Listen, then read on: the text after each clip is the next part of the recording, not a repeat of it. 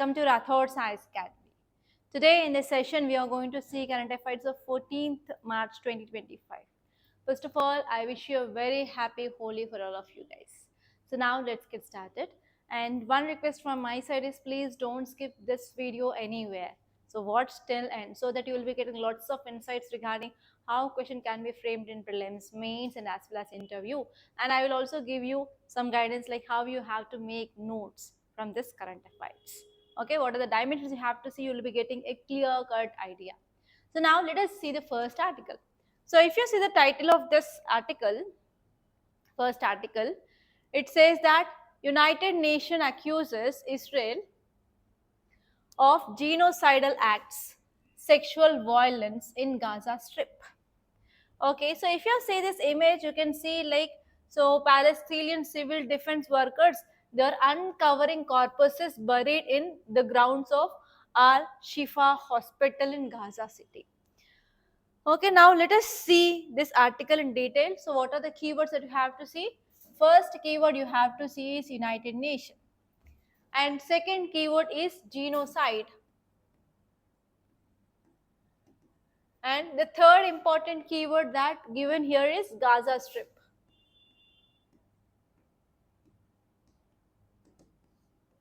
So these are the three keywords that we can directly get from this article. So here United Nations, from which subject you can see this? In GS paper 2 we have international relations, right? In international relations you will be having a topic called as international organizations, international conventions, like that. So from that point of view you have to see this United Nations. So now let me tell you what are the dimensions you have to see. You have to see some basic facts regarding this United Nations. So what are those basic facts? You have to see when this United Nations formed. So if any organization or if any convention it is forming, there will be a strong reason behind it. Yes. So you have to know what are the reasons behind the formation of this United Nations. Something will happen because of a reason. Without any reason, nothing will happen, right? So you have to see what exactly the reason behind the formation of this United Nations. And you have to see what is a mandate. Okay, it was formed, okay. Will it sit idle? No, it will do some functions. It will have its own responsibility. You have to see what are the roles, what are the responsibility or functions of this United Nations. And we have 6 important principal organs of this UN. So you have to see those United Nations principal organs. For example, we have General Assembly, we have Security Council. Okay, like that you have to see which are those 6 principal organs of United Nations. And next, you have to see what are the functions and mandate of that 6 organs individually. So when you see these facts and when you cover all these things, where exactly it will be useful for you guys? So if you are writing any introduction of your mains answer, you can use it, right? And apart from that, if you want to write conclusion of answer, yes, it is useful. And even if you want to write something substantiation for your argument in body also, it will be useful. That means in overall mains answers, it is useful. And not only that, even in your essay also, you can use those concepts that you are studying here. Okay, clear? So this is the thing about United Nations. And if you come to second word, that is genocide. So you will be saying about this genocide in your GS paper 2 international relations again. So what you have to see what is the meaning of genocide. Genocide is nothing but mass killing of people. That means these mass people are nothing but they belong into certain region or certain religion, certain race, okay, certain caste, like that. So you have to see what is this genocide. And you have to see some examples of history, like where this genocide happened. I think you might have heard about this Rwandan genocide. Okay. And apart from that, you have to see, are there any conventions regarding this genocide or not? So if present, what is that convention? And you have to see what are the provisions of that convention. And you have to see whether India signed and ratified that or not. So these are the things that you have to see from this genocide. And there is one geographical location which is given here, that is Gaza Strip. So you have to see this topic from your GS paper 1 under geography. So if there is any geographical location which is appearing in newspaper, means you have to open your atlas and you have to see where is that location. And especially this is very important from your Israel-Palestine issue, which is a part of your GS paper 2 under international relations, right? So here you have to see some facts regarding this Israel-Palestine issue as well. Okay, so these are the things that you have to see. And now in this class, we are going to see about genocide clearly. And these two things, United Nations Gaza Strip, so you have to see from your point of view. And this is your homework, guys. Okay, now let us see some facts regarding genocide. So here, the term genocide is loosely used whenever we are speaking about certain attacks and certain things which happen against certain communities across the world. But whenever you are writing definition of anything in your mains, please remember this thing, you have to write an authenticated definition. Authenticated definition means nothing but if there is any body or if there is any organization which is talking about that, that is called as authenticated definition. So if you see here, so here we have United Nations Convention on Prevention and Punishment of the Crime of Genocide.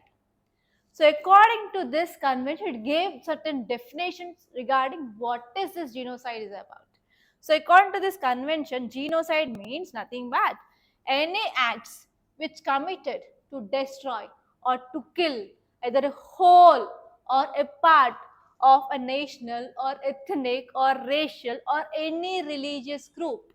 That is called as genocide according to this United Nations. That means regarding this genocide, yes, we have a convention. What is that? United Nations Convention on the Prevention and Punishment of Crimes of Genocide. Okay, so because of this genocide, what happens? It will be causing physical harm to the body and even mental harm. It will cause bodily or mental harm to the members of this group. Okay, so actually if you see about this convention, India signed this convention and as well as India ratified this convention in year 1959 itself. These are the things that you have to remember, guys. And now let us see the next article. So title says ISRO undocks SpaceX satellites in the first attempt. So what is the keyword? Keyword is SpaceX and next keyword is ISRO. Okay, let me write those two keywords here. So first one is ISRO and next one is SpaceX. So where you will be seeing these two keywords, guys? So in a single subject, that is your GS paper 3 under science and technology, you will be seeing these topics. Okay. So what you have to see from ISRO? So ISRO is nothing but here you can see Indian Space Research Organization. So I want to give you one tip. If you are seeing any shortcut or abbreviation, so if you don't know that, if you read this first paragraph itself, you will be getting what is that abbreviation is about. So it is Indian Space Research Organization. So what you have to see? You have to see some basic facts regarding this ISRO. So you have to see about especially what is this ISRO and what are the roles and responsibilities and functions of this ISRO. And you have to see about who is the present chairman of this ISRO, and at least you have to see 1.5 year successful missions of ISRO with examples. And next you have to see about some organizations or some agencies. It will be also working with some private things, so you have to see those as well. So from this also you may get sometimes prelims based questions. So if you are writing other state services examinations or other examinations or government examinations, you will be getting questions from that point of view and you have to be well versed with that. And next one here is, if you see about this SpaceX, so in 2024, So this was the last successful mission of our ISRO. So this SpaceX is nothing but space docking experiment. So this SpaceX is nothing but space docking experiment. So what are the things that you have to see? You have to see about what is this space docking. And next one is what are the advantages of this space docking. And actually in this space docking experiment, whether we used indigenous technology or foreign technology, actually we used indigenous technology. And what is the technology? And you have to see which countries so far have that technology and what is the position of India. And you have to see what are the primary and what are the secondary objectives of this mission. So all these things is very important, and you can expect 100% pakka question regarding this SpaceX in your prelims 2025 guys. So you have to focus on these areas. So now let us see the context. If you see nearly 2 months after Indian Space Research Organization, which carried out this docking experiment of 2 satellites, and now it is going for undocking. So actually through this docking experiment, we connected 2 spacecrafts, okay, of different orbits, and now we are going for separation of these 2 spacecrafts. That is the thing which mainly says in this context. And if you see some facts regarding the space docking experiment or SpaceX, so here we have 2 objectives. One is primary objective, second one is secondary objective. What is a primary? Primary is nothing but we will use certain technology which will be useful for docking attachment, and as well as we will be testing about the undocking technology through this experiment. This is the primary objective. And secondary is to demonstrate after the docking happened, connection established between 2 spacecrafts, then how we are going for transfer of electric power between the docked spacecrafts, and as well as we will also see about spacecraft control and as well as payload operation during this undocking. So all these things will be like secondary objectives. So which are the spacecrafts that we used in this experiment? You have to know that. That is Chaser and as well as Target. And where they docked? They docked in low Earth circular orbit. It is not elliptical orbit. So that is low Earth circular orbit. We did this. And they are also having the weight of 2 satellites, that is 220 kg each. So here you may get a question. Recently Chaser and Target, there are news related to which experiment?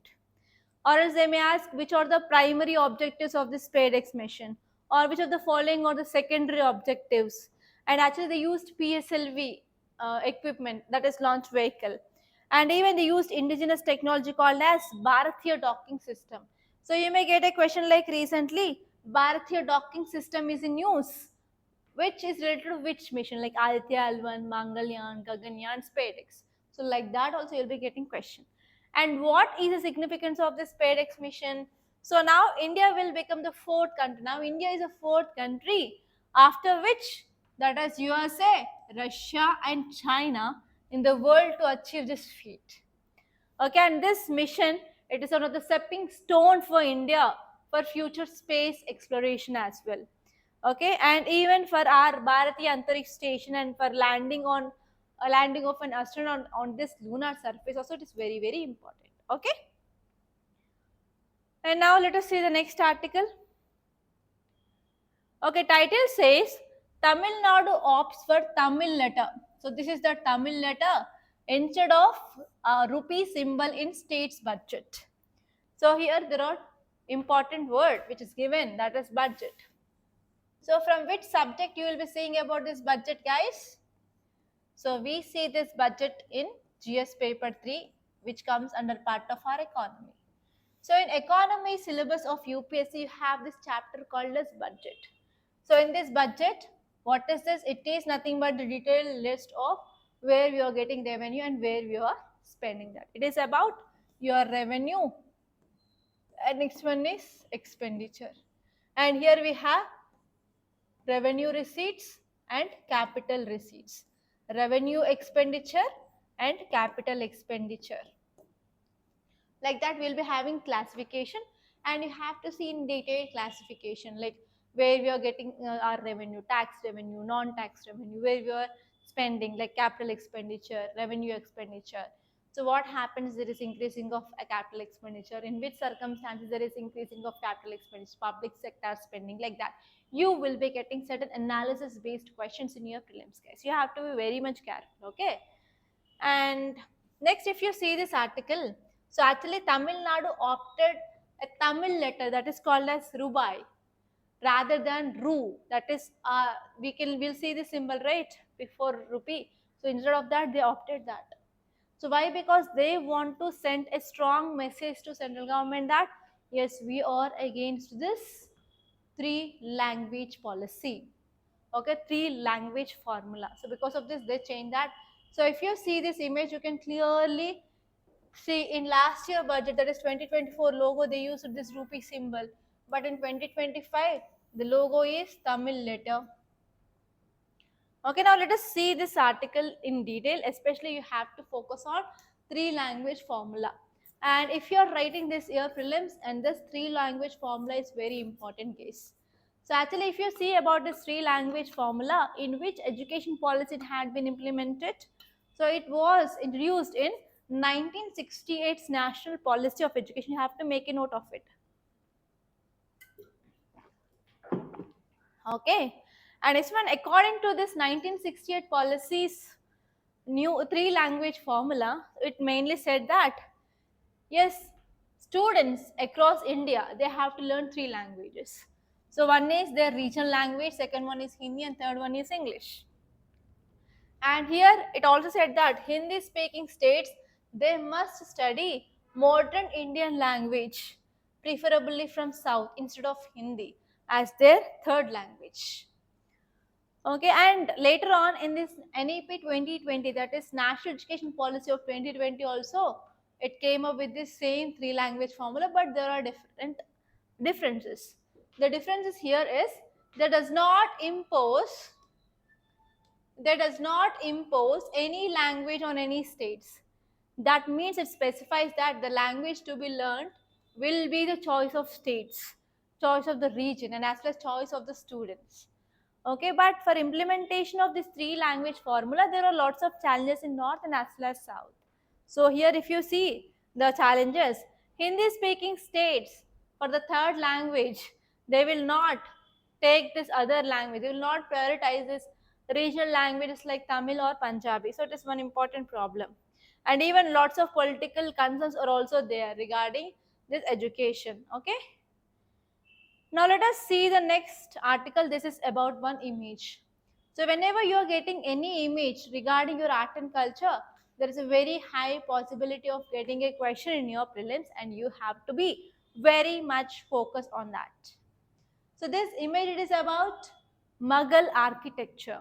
So when you study about architecture in India, which is the first and foremost topic of your art and culture, you will start reading from Harappan architecture.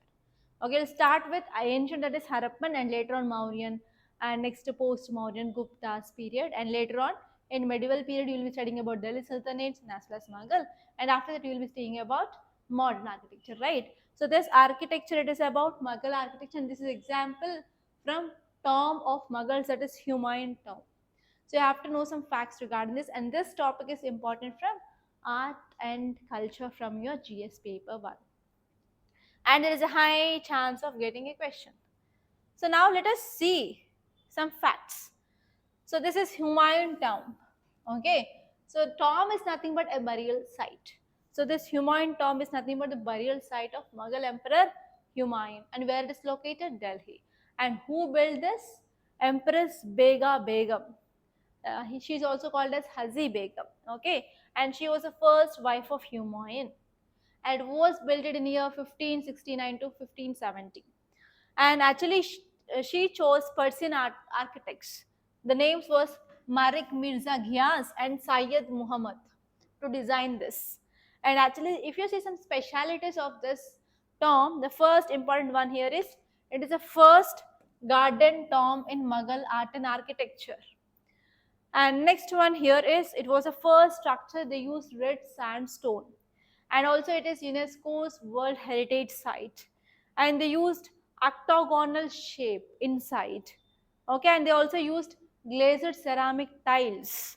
So these were the certain specialities. And next article, it is about India's choice between progress and parochialism. So actually, if you are from anthropology background, you will come across this word universalization, parochialization.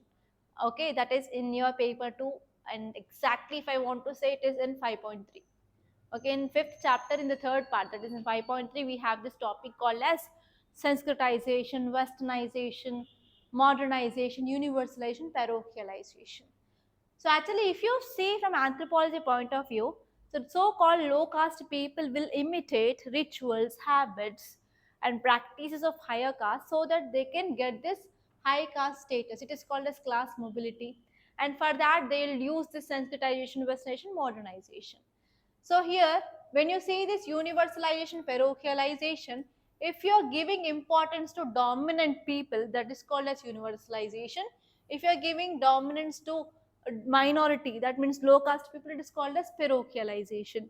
So here, India is having a choice between progress and parochialism. So here this article is talking in terms of language.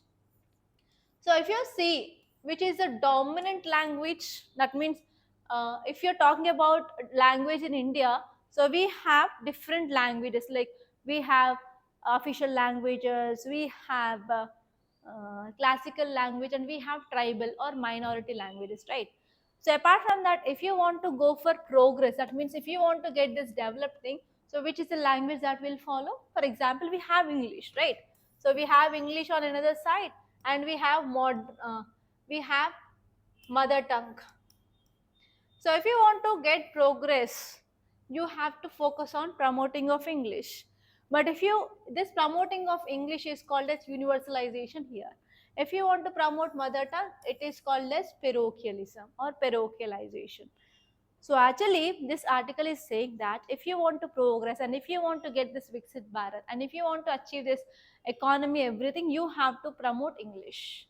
But on another side, we have National Education Policy of 2020, which is saying that you can go for uh, education in mother tongue till 5 class for sure, and if it is possible you can increase up to 8 class, and even some universities which are providing courses in mother tongue also, like in engineering and medical things. So if you are having that, what happened? Do you have the fluency in English? No. If you don't have the fluency in English, you can't progress. Now here it is a time for India to take a choice between progress or parochialism. If they want to go for progress, they have to promote English. If they want to go for parochialism, they have to promote mother tongue. And this article is talking about what are the advantages of focusing on English, guys. Okay, that is the thing. It is a very simple concept.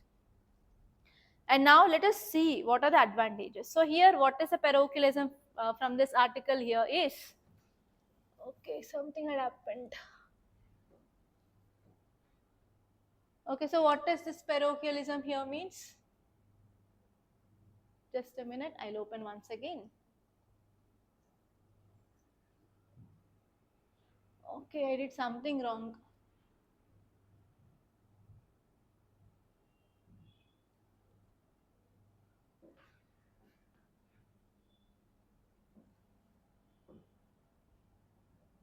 Okay, so what is parochialism from this article point of view here is when people of a religion, they consider regional interests which are superior than national interest.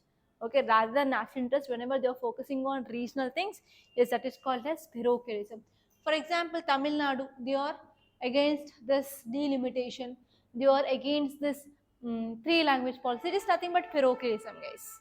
Okay, so now if you see some advantages, so they are saying that if you are having English, good fluency in English, then what happened? The socio-economic conditions will also depend on your language. So this article is saying that lots of the data which is saying that the people who are outside of 10 percentage who speak English, that means 90% of people in India, they don't have proper English. So that what happened, they are having very limited worldwide opportunities. They are also having low educational outcomes. So because of this, whatever they are earning is less compared to that of people who are having good English knowledge. That means it is also leads to inequality. So because of language disparity, it is also increasing inequality. And next one here is, yes, countries worldwide, they recognize English. If you're moving to another country, yes, English is the main language of communication. So English is very, very important for engaging in global dialogue. So here our country can prioritize this English education in public schools so that we can engage multilingual populace, so that we can showcase globally more. And this one is economically also for building of economic ecosystem or economic infrastructure. So proper English conversation is very important. So not only for physical infrastructure, for economic infrastructure or for economic development, linguistic infrastructure is very important. So more number of people should participate. That can be done through English introduction or compulsory making. And even this article is saying that if you're not knowing English properly, and if you're not having good English fluency, you will be also getting discriminated in the job market. Okay, so here this article is saying that now it is the right time to take the choice whether we have to go for progress or parochialism. So now let us see the next article. It is about gender budget, bigger allocations. So already many a times we discussed about this gender budget, what is it, and where government is focusing. So which kind of spending can be done under this gender budget? What are the advantages, disadvantages, challenges? So just see that once, guys. And next article, it is very important. How can India meet its rising power demand? So this article is saying that yes, summer is going to start and almost started in some areas. So whenever summer is intensifying means we will be getting more amount of heat. Whenever there is increasing of heat, and there will be increasing the demand for energy. Why? We will be using air conditioners, we will be using coolers, we will be using fans, and even summer holidays will be there. So people will be watching TV. TV will be on 24 hours, and even children, they will be playing some games, online games, and they'll be using tablets, laptops, everything. So what happens? There will be increase in demand of power in India for sure. So there is a one data which says that last year in summer 2024, so 40 to 50 percentage on year growth of sale of air conditioner is happening. So and even there is an increasing of peak demand of electricity by 250 gigawatts. So now here this article is saying that whenever we are focusing on achieving of 500 gigawatts of clean energy by 2030, means if you're focusing on only renewable energy, we can't provide the power to people. That will lead to supply demand mismatch. So whenever supply demand mismatch happens, obviously the power will be getting costly and we can't satisfy the needs of the people. So this article is saying that now central government and state governments, they have to focus on certain areas. Which areas they have to focus? They have to focus on co-location on wind and energy storage systems. And even what are the existing solar projects are there? We have to go for effective utilization of land and as well as transmission networks. And we have to go for supporting of grid integration of renewables. All these things that we have to take care of, guys. So these are the important topics that appear in our today's Hindu newspaper. So by this I'm concluding. Thank you so much, guys, for watching, and please do like this class and share this class to your friends, and don't forget to subscribe. And one more thing is, we are going to start GS Prelims Cum Mains Foundation soon, so you can join this course on both. We are providing on both offline and online, so we are going to talk there. And if you want to meet me, you can come to our office directly, and I will be available in the office from 8:30 to evening around 7, and you can come and you can visit our academy and you can see what is happening here, and then only you can take admission. And thank you so much, guys.